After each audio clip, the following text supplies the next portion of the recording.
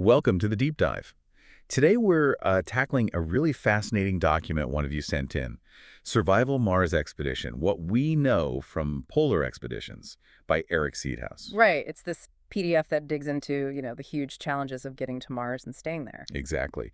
And it does it by drawing these, well, pretty powerful comparisons with the heroic age of Antarctic exploration. Which is a fascinating angle, really. It is. So our mission today is to go through it chapter by chapter, really unpack the key insights for you, and give you a clear path to understanding this whole complex picture. And Erik Seedhouse, the author, he brings a really valuable perspective. He's an astronaut instructor, so he gets the whole space travel extremity thing. Yeah. But he also has this background in ultra-endurance sports, mountaineering. Which must give him a real gut feeling for the physical, maybe even more importantly, the mental side of pushing limits in these hostile places. Absolutely. It grounds the analysis in something tangible. And keep this in mind as we go. The book's core idea is that a Mars mission challenges the isolation, the environment, the absolute need for spot-on logistics. They line up much better with those old Antarctic trips than, say, historical sea voyages. It's a compelling argument, much more analogous in terms of the sheer hostility and the types of problems you face. Totally. And for you, listening in, wanting to get a good grip on this without feeling overloaded, this chapter-by-chapter way we're doing it should give you a really structured look at the material. Okay, let's dive in. Chapter 1, Exploration Mission Planning. Right. Seedhouse starts off with acknowledgments, thanking reviewers, the publication team. It's a subtle point, but it reminds you that even these seemingly solo exploration efforts rely on a whole network. Yeah, good point. That'll be magnified like crazy for Mars, won't it? Exponentially. Then there's a dedication, and it's about the author section. Yeah. Wow, his background is seriously impressive. It really is. Almost made it into the Canadian Astronaut Corps, worked with Bigelow Aerospace. And the endurance sports stuff. Ultra-distance triathlon world championships, a decatriathlon that's like a 38K swim, 1,800K bike, 422K run, back-to-back. Incredible. Plus mountaineering, aiming for the 7 summits. And this is his 17th book. Yeah, he definitely knows about human endurance in tough spots. Sets the stage well. Then you've got the acronyms list, standard for space stuff, helps the experts talk shorthand. We'll figure them out from context, mostly. And a foreword, just introducing the main themes. Okay, let's get to the meat of chapter 1. Right, that core comparison, polar exploration versus Mars missions. He really pushes why the polar analogy works better than comparing it to old sea voyages. It's the environment, right? Yeah. Hostility, the kinds of problems. Exactly. Constant threat from the elements, logistics breaking down could be fatal. That deep, deep isolation. Antarctica is the prime example he uses. And he uses Scott's South Pole expedition to show the planning pitfalls. That conflict between the main goal, get there first, and the science they wanted to do. Yeah, the example of Scott stopping to collect rock samples on the way back when supplies were already critically low.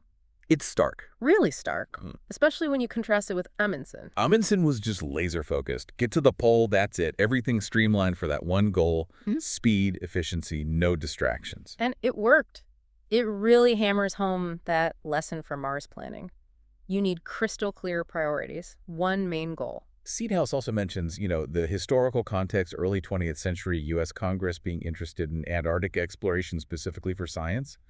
Shows that tension isn't new. Then he gets into different ways you could actually structure a Mars mission, like alternative paths. Yeah, the incremental depot laying idea, like leaving supply caches. Okay, so instead of one giant mission carrying everything. You pre-position fuel, supplies, maybe an Earth orbit, or Lagrange points, sort of like how the ISS gets resupplied now with Dragon or Cygnus vehicles. Makes the final Mars leg less risky, maybe? And safer. Those depots could be emergency safe havens, too. It's about mitigating that huge risk of putting everything in one basket for a multi-year trip millions of miles away. Makes sense. He contrasts that with what he calls a Mars on steroids. Design one big shot. Riskier. And then there's the funding reality check. He mentions NASA's canceled Constellation program, the Space Exploration Initiative. Even the current Space Launch System, the SLS, faces uncertainty because it's just so expensive. Yeah, the practical and political hurdles are massive, aren't they? Absolutely. He also briefly mentions those early Antarctic trips where a one-way journey was a real possibility they considered. Shows the kind of commitment and risk people accepted. Right, like the Mars One concept he mentioned earlier, so that fizzled out. Which brings him back to that key lesson. Focus. One goal at a time. Scott versus Amundsen again. Trying to do too much can kill you. Okay, then the go fast principle. Yeah, the medical risks of long space trips with current rockets, muscle wasting, radiation sickness. It adds up. So faster is better. He touches on advanced propulsion ideas, solar sails, nuclear, even antimatter. Briefly, yeah. Acknowledges they're mostly theoretical or way off technologically. But he focuses more on Vasium. The variable specific impulse magnetoplasma rocket. Right. Think next-gen engine. Yeah. Uses magnetic fields to shoot out superheated gas, plasma, really fast. So it could cut down the travel time significantly. That's the hope. Less time in transit means less radiation exposure, less muscle loss. It's based on plasma physics, a step towards controlled fusion, which is still a huge hurdle, but But it's a more promising near-term bet than antimatter, maybe. seems like it. Then he shifts gears to funding again. But historically, sponsorship for polar trips. Right. Scott's Terra Nova expedition sponsors Bufferel, Oxo, Heinz Bean's Bass Ale. It's kind of funny, but shows how these things got paid for. Even then, it wasn't just government money. Commercial partnerships were key. And individual donors, too. Shackleton was apparently a great fundraiser. James Caird gave a huge amount. Which is why Shackleton named the lifeboat the James Caird. There's a picture of it on the book cover, actually. Ah, okay. Shows that mix of public excitement and private cash-driving exploration. And the chapter wraps up with a quote from Raymond Priestley, basically saying, exploration is inherently risky. You can plan all you want, but the unknown is always there. A good place to end the planning section. Oh. Okay, Chapter 2. Expedition Leadership. Starts right off with Shackleton. Yeah, Sir Ernest Shackleton. Seedhouse drops us straight into that desperate sea in the Endurance trapped, then crushed by ice in the Weddell Sea, 1915. Just imagining that. And he immediately highlights the just extraordinary leadership Shackleton showed over the next 19 months, guiding his men across sea ice, open boats to safety. It's an incredible story of resilience. The photos of the Endurance being crushed are powerful. Seedhouse includes one, and the timeline he lays out, it's staggering. 14 months stuck in the ice, then 5 more months after the ship sank before they even reached Elephant Island. Elephant Island is a tiny remote speck of land. And get this, 497 days since they'd last been on solid ground. Imagine that.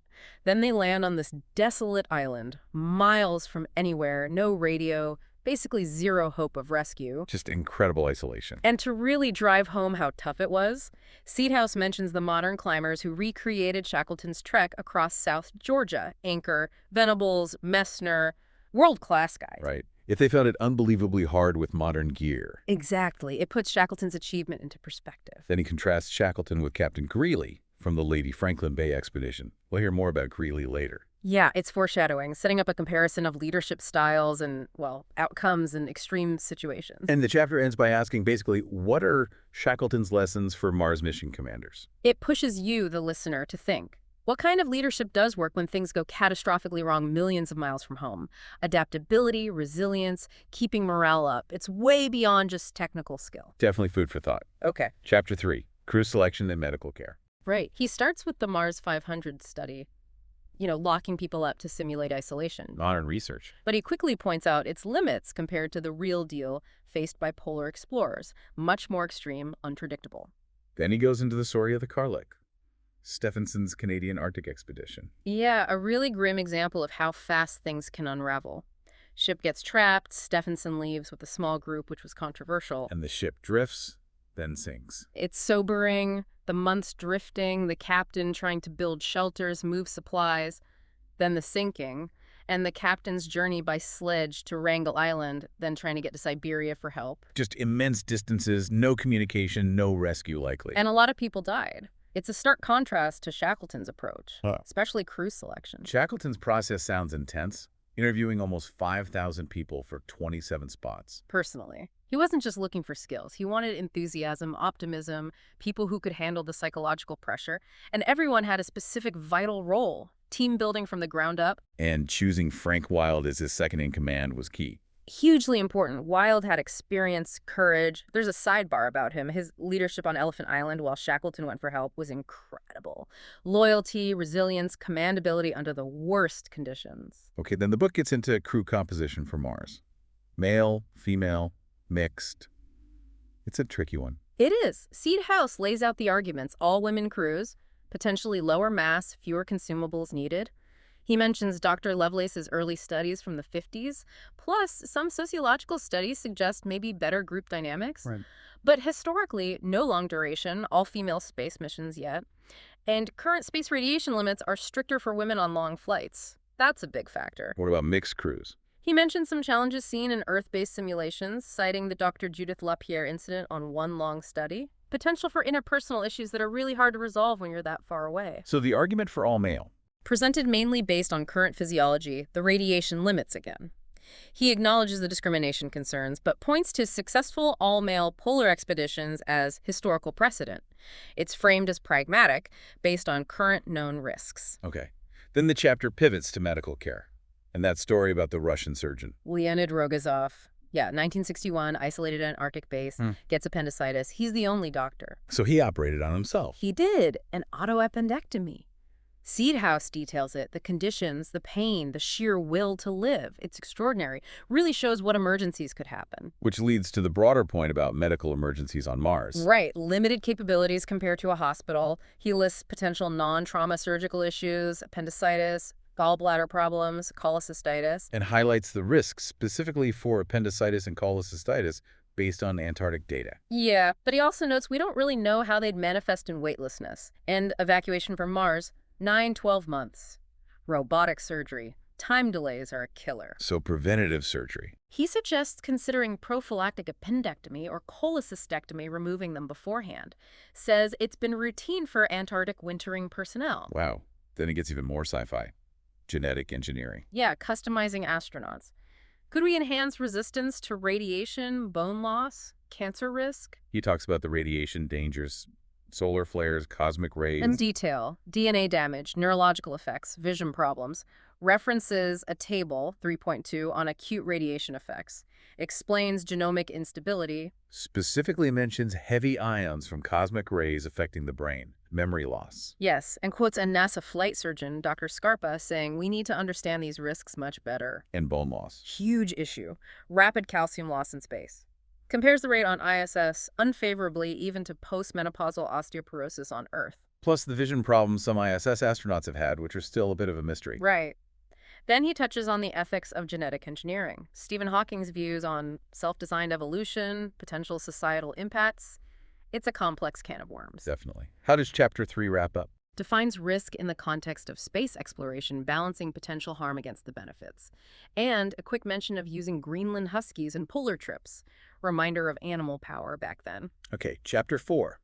Back to isolation and medical care, but maybe more detail. Exactly.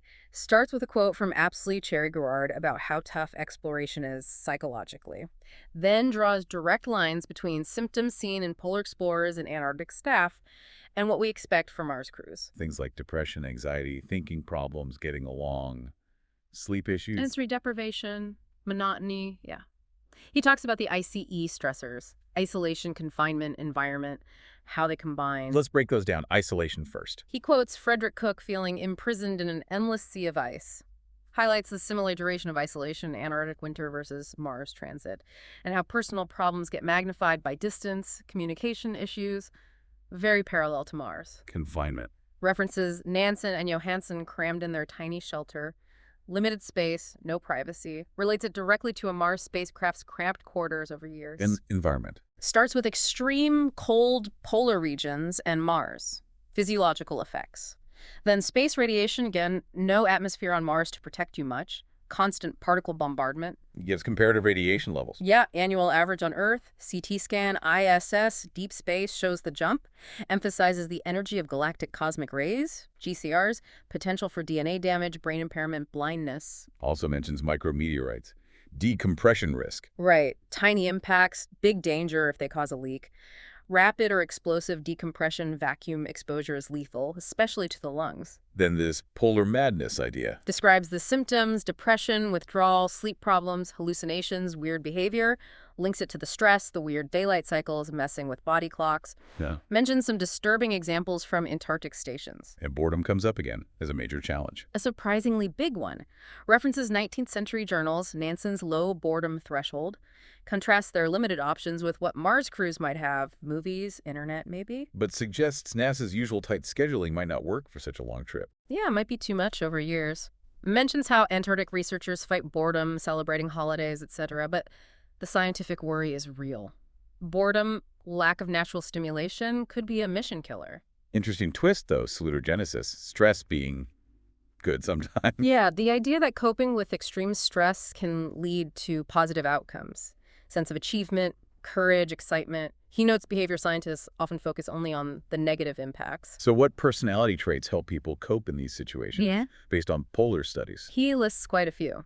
High motivation, sense of adventure, low anxiety, older than 30 generally, emotionally stable, few depression signs, low neuroticism, introverted but socially okay, low need for constant social interaction, sensitive to others, high tolerance for boredom, and lack of immediate achievement. Quite a profile. Definitely. Then back to medical care. Yes, quoting McElroy operating on Blackborough during Shackleton's saga, highlights the resourcefulness needed, the basic conditions. Sets up a hypothetical injury scenario for a Mars astronaut after weightlessness effects. Right. Which leads into detailing a typical in-flight medical kit like the Chishi CS on ISS. Health maintenance system, environmental health system, countermeasures, what you need. And another historical anecdote, Dr. Cullets. First surgery in Antarctica, on roids from Scott's expedition. Makeshift operating room, crew watching with pleasurable interest, shows how far things have come, but also the basics of needing someone who can do something. And minimally invasive surgery, MIS, like laparoscopy for Mars. Discusses the potential, but also the big challenges in zero-G. Needing CO2 gas to inflate the abdomen, concerns about how astronauts with low blood volume might handle it. Terrestrial solution of leaving the abdomen open, not viable on dusty Mars. Okay, Chapter 5, getting there and back, the whole round trip. Emphasizes it's a dual challenge, just like reaching and leaving Antarctica was dangerous back then. Landing site selection is critical, right? For safety and the return launch. Absolutely. But he makes a point. Based on Scott, Shackleton, Amundsen, perfect sites don't exist in extreme places. It's always a compromise. Balancing science goals with crew and lander safety. Exactly. Compares polar hazards, blizzards, ice with Mars hazards, rocks in canyons, high winds, dust storms on plains, extreme temperature swings, especially near the equator. But he mentions advantages of polar landing sites on Mars. Yeah, interesting points. Easy access to CO2 and water ice for making rocket fuel that's in situ resource utilization, ISRU.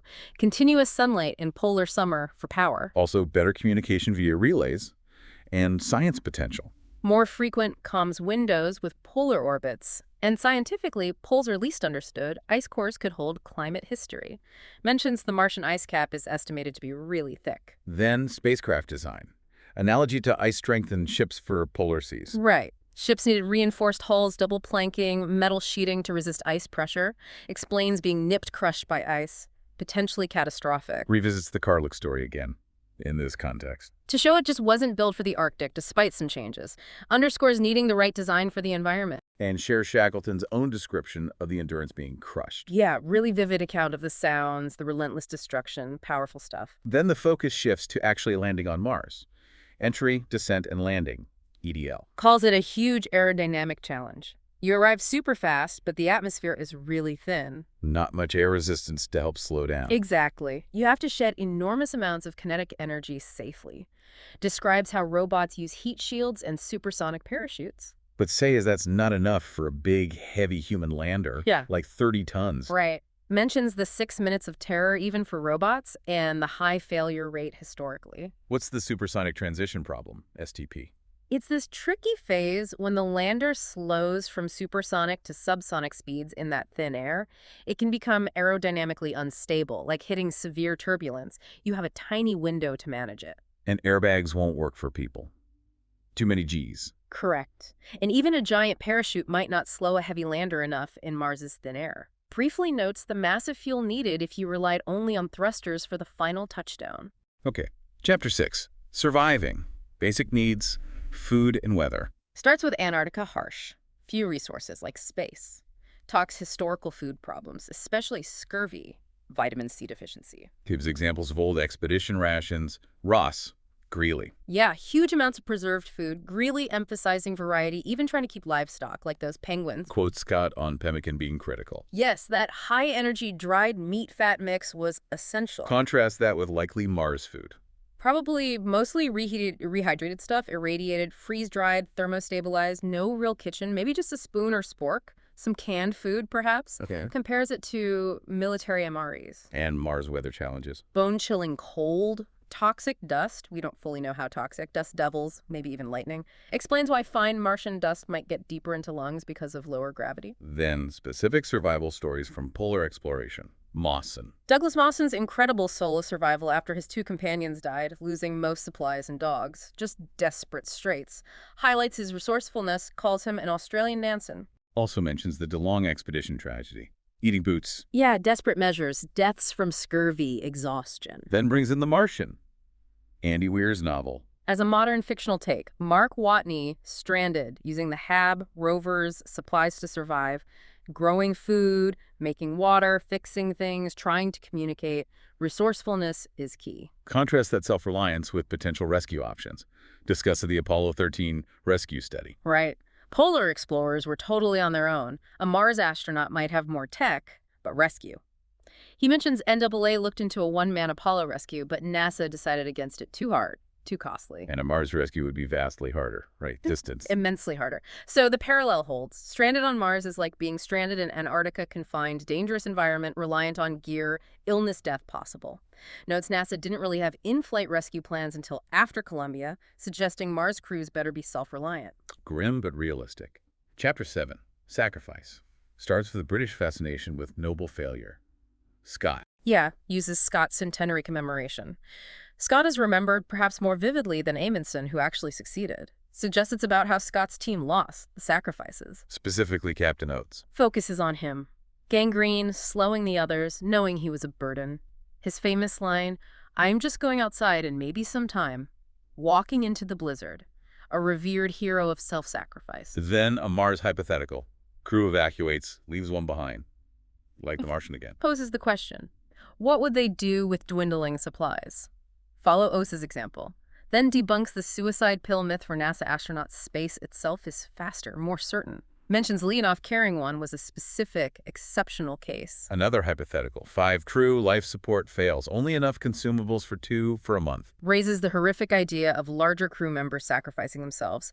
Then adds another layer. Toxic food spill. 2 survivors left with 2 months' food on 1/3 rations. Just piling on the grim possibilities. Then historical examples of extreme survival. Franklin expedition eating boots. Right. And Franklin's second, lost expedition. The evidence of cannibalism eventually found bones with cut marks. Raises the question, did they eat the dead or kill the living? And the Greeley expedition.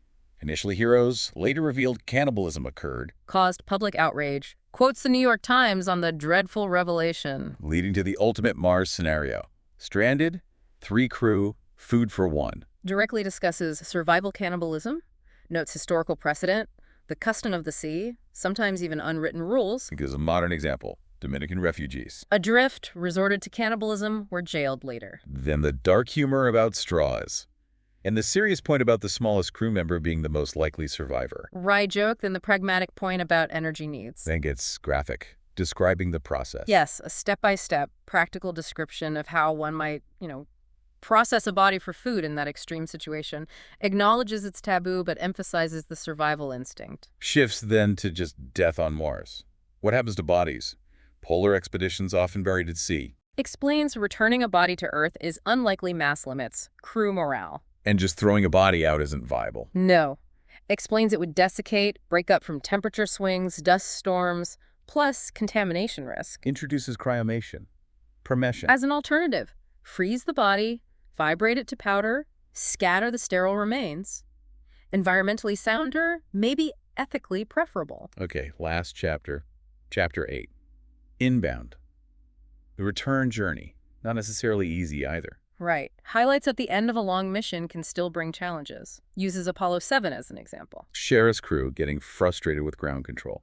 Disagreements over procedures, like wearing suits for re-entry. Yeah, ended up being the last flight for all of them. Then Skylab 4, the rookie crew struggling with the schedule. Overly demanding, they felt. Led to them taking an unscheduled day off, turning off comms briefly. A compromise was reached, but none of them flew again either. Shows end-of-mission stress is real. Mentions medications for the return leg. Haldol, Valium. Tranquilizer, sedative. Notes side effects, antidote for Valium overdose, Ramazicon. Also Benadryl for muscle spasms. Suggests pharmacological help might be needed for readjustment. Then the physical challenges of returning to Earth's gravity. Focuses on muscle deterioration up to 20% loss quickly. Even with ISS exercise gear, astronauts return weakened. And bone loss again. No plateau, long-term effects. Emphasizes it keeps going, and recovery isn't always complete even years later. References the one-year mission. Kilian Kornienko. As crucial for gathering data for long trips beyond Earth orbit, building on mere experience. And balance problems on return. Explains the adaptive tilt device, ATS, used sometimes in rehab, how the brain's interpretation of sensory input gets messed up by returning to 1G, notes the effect lasts longer for longer missions, implications for Mars returnees. Wraps up by mentioning the index and references, useful tools. Acknowledges their value for readers wanting specifics or deeper research. Yeah, so that's the whole book, pretty much. An incredibly detailed look. Yeah, as we wrap up this deep dive into Survival Mars expedition, we've really covered a huge amount of ground. Seedhouse masterfully weaves those polar history lessons into the future challenges of Mars. It's compelling and honestly pretty sobering at times. Absolutely. Going through it chapter by chapter like this, we've hit on, the basics of planning, the critical need for Shackleton-like leadership, the complexities of picking a crew, the medical nightmares. And just surviving the food, the environment, the potential for sacrifice, which is a really tough topic, and even the difficulties of just coming home after all that. Revisiting it this way, chapter by chapter, really lets you appreciate the sheer depth of the problems and the number of hurdles we still need to clear before humans walk on Mars. What really resonates, though, is that human spirit, right? The resilience, the adaptability, the courage people showed in those polar expeditions, learned through triumph and tragedy. Definitely. It makes you think hard about the ethics, too, doesn't it? Pushing boundaries into places that are just so unforgiving. It really does. It's a profound question to wrestle with. Well, thank you for joining us on this deep dive. We hope this detailed walk through Erik Seedhouse's Survival Mars expedition has given you, our listener, a really solid, engaging grasp of what a Mars mission truly involves. Yeah, maybe check out some of those polar exploration accounts yourselves. They really are incredible stories. Definitely. We'd love to hear your thoughts or any questions that sparked for you. Thanks for listening.